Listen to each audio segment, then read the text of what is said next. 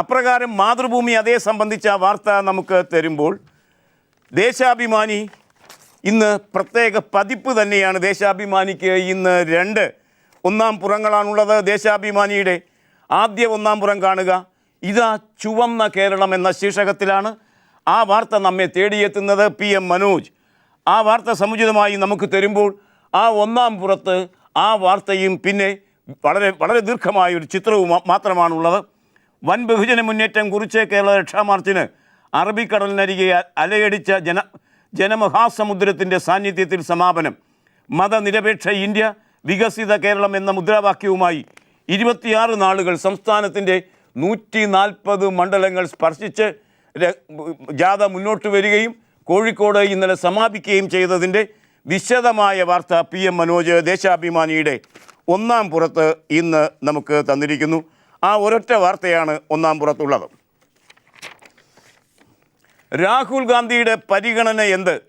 തെരഞ്ഞെടുപ്പ് ആസന്നമായിരിക്കുമ്പോൾ അദ്ദേഹം പറയുന്നത് ഇന്ത്യയിലെ പെൺകുട്ടികളുടെ സുരക്ഷയാണ് ആദ്യ പരിഗണന തൻ്റേത്, അതിനുശേഷം മാത്രമാണ് ബാക്കി എല്ലാ കാര്യങ്ങളും എന്നാണ് അദ്ദേഹം പറയുന്നത്. ആദ്യം ഇന്ത്യൻ പെൺകുട്ടി സുരക്ഷിതയാകട്ടെ, അതാണ് ആദ്യം വേണ്ടത്, അതിനുശേഷമാണ് മറ്റെല്ലാ പരിഗണനകളും എന്ന് രാഹുൽ ഗാന്ധി പറഞ്ഞിരിക്കുന്ന കാര്യം മലയാള മനോരമ വർത്തമാനം പേജിലും തരുന്നു. അതിങ്ങനെ: സ്ത്രീകൾക്കും ബസ്സിൽ സുരക്ഷിതമായി യാത്ര ചെയ്യാൻ കഴിയുന്ന രാജ്യം സൃഷ്ടിക്കുന്നതിനാണ്, അല്ലാതെ ഇന്ത്യയെ സൂപ്പർ പവറാക്കുന്നതിനല്ല തൻ്റെ മുൻഗണനയെന്ന് കോൺഗ്രസ് ഉപാധ്യക്ഷൻ രാഹുൽ ഗാന്ധി പറഞ്ഞിരിക്കുന്ന കാര്യം ഇന്ന് മലയാള മനോരമയുടെ വർത്തമാനം പേജ് വളരെ പ്രാധാന്യത്തോടെ നമുക്ക് തന്നിട്ടുണ്ട്. പരിയാരം മെഡിക്കൽ കോളേജ് ഏറ്റെടുക്കാൻ ഇന്നലെ ചേർന്ന മന്ത്രിസഭാ യോഗം തീരുമാനിച്ച കാര്യം ഇന്ന് വാർത്തയായി പത്രലോകം നമുക്ക് തരുന്നു. അങ്ങനെ ഒരു മെഡിക്കൽ കോളേജ് കൂടി പൊതുമണ്ഡലത്തിലെ ഒരു മെഡിക്കൽ കോളേജ്, സർക്കാർ രംഗത്തൊരു പുതിയ മെഡിക്കൽ കോളേജ് കൂടി വരാൻ പോകുന്നു. പരിയാരം മെഡിക്കൽ കോളേജ് ഏറ്റെടുക്കാൻ തീരുമാനമായി എന്ന് കേരള കൗമുദി ഒന്നാം പുറ വാർത്തയിലൂടെ നമ്മോട് പറയുന്നു. പരിയാരം മെഡിക്കൽ കോളേജ് സർക്കാർ ഏറ്റെടുക്കാൻ മന്ത്രിസഭാ യോഗം തീരുമാനിച്ചു.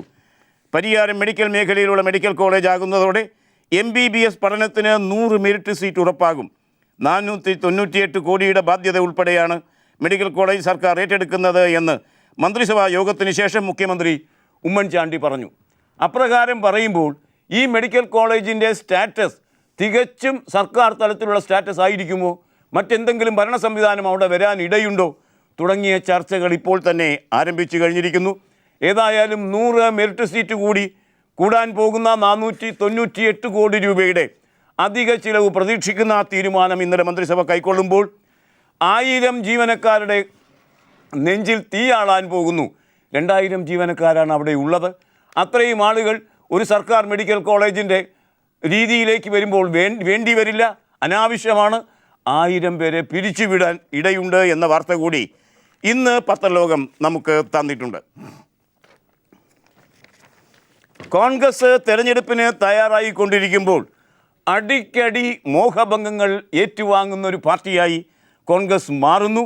മാധ്യമത്തിൻ്റെ പൊതുവൃത്താന്തം പേജ് അതേ സംബന്ധിച്ച് സംക്ഷിപ്തമായ ഒരു വാർത്താ വിശദാംശം തന്നിരിക്കുന്നു. ബീഹാറിലും തെലുങ്കാനയിലും കോൺഗ്രസ്സിന് മോഹഭംഗം വന്നിരിക്കുന്നു. രാംവിലാസ് പാസ്വാൻ BJP പാളയത്തിലേക്ക് പോയിരിക്കുന്നു. ബീഹാറിൽ TRS കോൺഗ്രസ് ലയനം അനിശ്ചിതത്വത്തിലായിരിക്കുന്നു. രണ്ടിടത്തും കോൺഗ്രസ് പിന്നോട്ടടിക്കപ്പെടുന്നു എന്ന് മാത്രമല്ല, തെലുങ്കാന രൂപീകരിക്കാൻ തീരുമാനമെടുക്കുമ്പോൾ കുറഞ്ഞപക്ഷം തെലുങ്കാന മേഖലകളിലെങ്കിലും 15 സീറ്റ് വാരിക്കോരി കൊയ്യാമെന്ന് കോൺഗ്രസ് ആഗ്രഹിച്ചിട്ടുണ്ടാകാം. അതുമില്ല, ഇതുമില്ല, കിഴക്ക് നിന്ന് വന്നതുമില്ല, ഒറ്റാൽ കിടന്നതുമില്ല എന്ന നിലയ്ക്ക് കോൺഗ്രസ് അടിപതറുന്ന വാർത്ത മാധ്യമം തരുന്നത് കാണുക. കോൺഗ്രസിനും ലാലു പ്രസാദ് നയിക്കുന്ന RJDക്കുമൊപ്പം നിൽക്കുമെന്ന് കരുതിയ രാംവിലാസ് പാസ്വാൻ BJP പാളയത്തിലേക്ക് നീങ്ങുന്നു. പ്രധാന സഖ്യകക്ഷിയാക്കാമെന്ന പ്രതീക്ഷകൾ വലിയൊരു അകലത്തിലേക്ക് മാറ്റിവെച്ച് നിതീഷ് കുമാർ നയിക്കുന്ന ജനതാദൾ U മൂന്നാഞ്ചേരിയുടെ പക്ഷത്ത് നിലയുറപ്പിക്കുന്നു. ആന്ധ്ര പിളർത്തി തെലുങ്കാന ഉണ്ടാക്കിയതോടെ ചന്ദ്രശേഖര റാവുവിൻ്റെ TRS കോൺഗ്രസിൽ ലയിക്കുമെന്ന കണക്കുകൂട്ടലുകളും അനിശ്ചിതത്വത്തിലേക്ക് മാറിപ്പോയിരിക്കുന്നു. ചുരുക്കത്തിൽ എടുത്ത എല്ലാ നടപടികളും തങ്ങൾക്കെതിരായി നീങ്ങുന്ന കോൺഗ്രസിൻ്റെ ചിത്രമാണ് ഈ വാർത്തയിൽ മാധ്യമം നമുക്ക് തരുന്നത്. അമൃതാനന്ദമയി ആശ്രമത്തെ സംബന്ധിച്ച വാർത്തകൾ ഇന്ന് നമുക്ക് വരുന്നു. സോഷ്യൽ നെറ്റ്വർക്കിൽ അമൃതാനന്ദമയി മഠത്തിനെതിരെ എന്ന നിലയ്ക്കുള്ള വാർത്തകൾ നൽകുന്ന അത്തരം കാര്യങ്ങൾ പ്രചരിപ്പിക്കുന്ന ആളുകൾക്കെതിരെ കേസെടുക്കാൻ യാതൊരു ബുദ്ധിമുട്ടുമില്ല എന്ന് പറഞ്ഞ പോലീസ് ആശ്രമത്തിനെതിരെ കേസെടുക്കാൻ ബുദ്ധിമുട്ടുണ്ട് എന്ന് പറയുന്ന കാര്യമാണ് ദേശാഭിമാനി ഇന്ന് ഉൾപേജിൽ തന്നിരിക്കുന്നത്. മുൻ അന്തേവാസിയുടെ വെളിപ്പെടുത്തൽ, ആശ്രമത്തിനെതിരെ കേസെടുക്കാൻ ആകില്ല എന്ന് പോലീസ്. അമൃതാനന്ദമയി ആശ്രമം മുൻ അന്തേവാസിയും അമൃതാനന്ദമയി ശിഷ്യയുമായിരുന്ന ഓസ്ട്രേലിയക്കാരി ഗെയിൽ ട്രെഡ്വെല്ലിൻ്റെ ആത്മകഥയിലെ പരാമർശങ്ങളുടെ അടിസ്ഥാനത്തിൽ ആശ്രമത്തിനെതിരെ കേസെടുക്കാനാകില്ല എന്ന് സർക്കാരിന് നിയമോപദേശം. പുസ്തകത്തിലെ പരാമർശത്തിൻ്റെ പേരിൽ FIR രജിസ്റ്റർ ചെയ്യാനും കേസെടുക്കാനും ആവില്ല എന്ന് ജില്ലാ ഗവൺമെൻറ് പ്ലീഡറും പബ്ലിക് പ്രോസിക്യൂട്ടറുമായ സുധീർ ജേക്കബാണ് കരുനാഗപ്പള്ളി പോലീസിന് നിയമോപദേശം നൽകിയത്. സുപ്രീം കോടതി അഭിഭാഷകരായ ദീപക് പ്രകാശ്, KP പ്രദീപ്, KSU മുൻ സംസ്ഥാന സെക്രട്ടറി മഞ്ജുക്കുട്ടൻ എന്നിവർ കൊല്ലം സിറ്റി പോലീസ് കമ്മീഷണർക്ക് നൽകിയ പരാതിയിലാണ് ആശ്രമം അധികാരികൾക്കെതിരെ കേസെടുക്കണമെന്ന് ആവശ്യപ്പെട്ടിട്ടുള്ളത്. കേസെടുക്കില്ല, പക്ഷേ പ്രാഥമികമായൊരു അന്വേഷണം അത്രയെങ്കിലും ഉണ്ടാകും എന്നാണ് ഈ വാർത്ത നമ്മോട് പറയുന്നത്. അമൃതാനന്ദമയി ആശ്രമവുമായി ബന്ധിപ്പിച്ച് ഭൂമി ഇടപാടിൽ തനിക്ക് നേരെ വധഭീഷണി ഒരു സന്യാസി ഉയർത്തി എന്ന നിലയ്ക്ക് ഒരാൾ വെളിവാക്കിയിരിക്കുന്നത് കൊച്ചിയിലെ പത്രസമ്മേളന വെളിവാക്കലിൻ്റെ വാർത്ത സിറാജ് എന്ന പത്രം അവസാന പുറത്തു തരുന്നു. ഭൂമി ഇടപാടിൽ അമൃതാനന്ദമയി മഠത്തിലെ സന്യാസിയിൽ നിന്ന് വധഭീഷണി ഉണ്ടായി എന്ന് യുവാവ്. അമൃതാനന്ദമയി മഠവുമായി ബന്ധപ്പെട്ട ഭൂമി ഇടപാടിൽ മഠത്തിലെ സന്യാസിയിൽ നിന്ന് വധഭീഷണി ഉണ്ടായി എന്ന് യുവാവ് വാർത്താ സമ്മേളനത്തിൽ ആരോപിച്ചു. മുനമ്പം സ്വദേശി സുധീഷ് കുമാറാണ് ആശ്രമത്തിലെ ബ്രഹ്മചാരി പ്രകാശ് തനിക്ക് നേരെ വധഭീഷണി മുഴക്കിയെന്ന ആരോപണവുമായി രംഗത്തെത്തിയത്. അതിൻ്റെ വിശദാംശങ്ങൾ 100 കോടി രൂപയൊക്കെയാണ് കൊടുത്ത് അമൃതാനന്ദമയി ആശ്രമം ഭൂമി വാങ്ങിയത് അല്ലെങ്കിൽ വാങ്ങാൻ ശ്രമിച്ചത്. ആ കാര്യത്തിൻ്റെ കള്ള ഇടപാടുകൾ പുറത്താക്കും എന്ന് പറഞ്ഞപ്പോൾ ഈ മനുഷ്യനെതിരെ ഒരു സന്യാസി വധഭീഷണി മുഴക്കി എന്നാണ് ഈ വാർത്ത നമ്മോട് പറയുന്നത്. അതുകൊണ്ടും തീർന്നില്ല. അമൃതാനന്ദമയി മഠവുമായി ബന്ധിപ്പിച്ച വാർത്തകൾ കാണുക. അമൃതാനന്ദമയി മഠം അനുകൂലികളുടെ ഒരു പ്രകടനം ഇന്നലെ കൊച്ചിയിൽ നടന്നു. പ്രകടനം ദൃശ്യമാധ്യമങ്ങളുടെ പ്രവർത്തനങ്ങൾക്കെതിരെയാണ്. ദൃശ്യമാധ്യമങ്ങളെ ബഹിഷ്കരിക്കും എന്നുകൂടി പ്രകടനക്കാർ മുദ്രാവാക്യം വിളിച്ച കാര്യം. ഏത് ദൃശ്യമാധ്യമങ്ങളെയാണ് ബഹിഷ്കരിക്കുക? അതേ ദൃശ്യമാധ്യമങ്ങൾ ഇന്നലെ നമുക്കത് കാണിച്ചു തരികയും ചെയ്തു. വാർത്ത ഇങ്ങനെ: അമൃതാനന്ദമയി അനുകൂല പ്രകടനം നടത്തി. Media one, India vision, reporter ചാനലുകൾ ബഹിഷ്കരിക്കണമെന്ന പ്ലക്കാർഡുമായും ആയിരുന്നു പ്രതിഷേധം. അമൃതാനന്ദമയി മഠത്തിനെതിരെ മാധ്യമങ്ങൾ കുപ്രചരണങ്ങൾ നടത്തുന്നു എന്നാരോപിച്ച് കൊച്ചിയിൽ മാതാ അമൃതാനന്ദമയി അനുകൂലികളുടെ പ്രകടനം.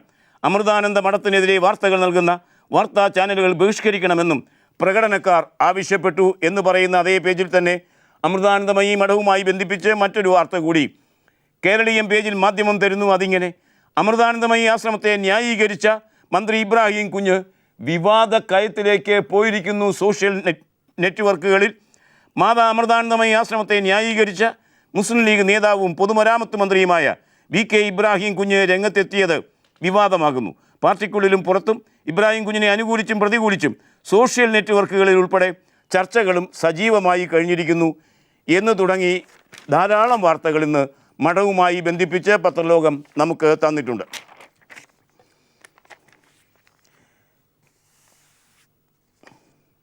പ്രകൃതിവാതകത്തിൻ്റെ വില നിർണ്ണയനത്തിൽ മുകേഷ് അംബാനി പക്ഷത്താണോ തങ്ങളെന്ന് മോദിയും രാഹുലും വ്യക്തമാക്കണമെന്ന് കേജ്രിവാൾ പറഞ്ഞു. എന്നാൽ മോദിയും രാഹുലും അതിനെ സംബന്ധിച്ച് ഒരക്ഷരം പറയാൻ മടിച്ചു നിൽക്കുന്ന സാഹചര്യത്തിൽ ദീപികയുടെ അന്തർദേശീയം പേജ് കാണുക.